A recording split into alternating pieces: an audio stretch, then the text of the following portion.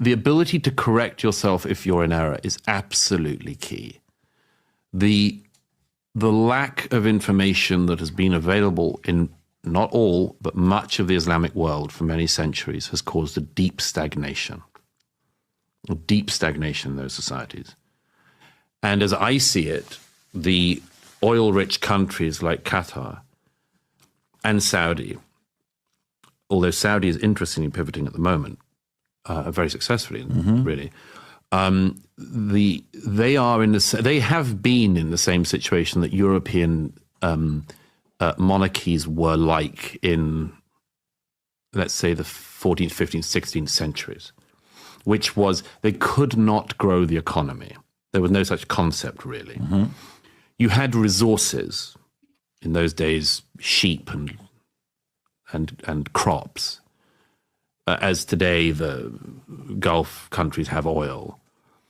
But that money was held by a small number of people, and there was just no other way of squeezing money from them other than squeezing them further in some form of taxation or invading a neighbor and taking their stuff. Much of the Muslim world, I think, has failed to grow in the way that the West has succeeded in growing in the last few centuries. And this causes many things. One of them is a deep resentment.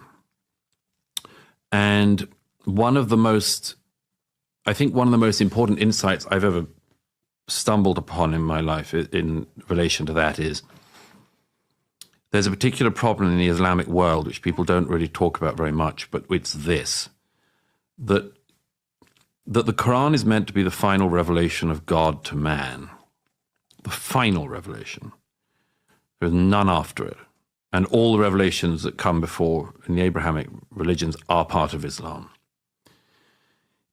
If you are the recipients of the final word, and you are the followers of that word, and the followers of that prophet and that God, why is your society not working? And why are other societies working? I think this is a deep psychological problem within much of the Muslim world, which is we thought we were the winners theologically. We're the ones who got the final revelation. And I think, by the way, that much of the anti-Americanism, the anti-Zionism, and anti-Westernism in much of the Muslim world falls down to this fact somewhere at its root, which is how come they're doing better than us when we were told that we were best? And I think it causes serious cognitive dissonance. It's one of the reasons why the Muslim world is so vulnerable to conspiracy theory. It's why when a shark attack happened at Sharm el-Sheikh 10 years ago, the local authorities said that the shark that had eaten the bather at the most popular tourist resort in Egypt had been sent by the Zionists. This is like seeing the hand of the West. So it goes back to our earlier conversation.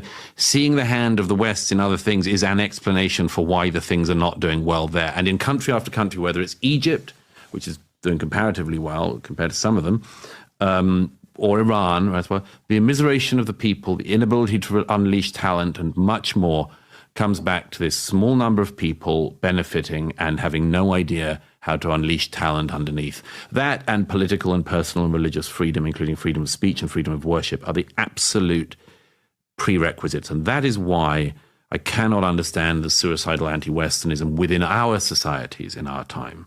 Because, as I like to say, the footfall should tell us everything. Nobody, as you say, is trying to go to Iran in order to have freedom of religion.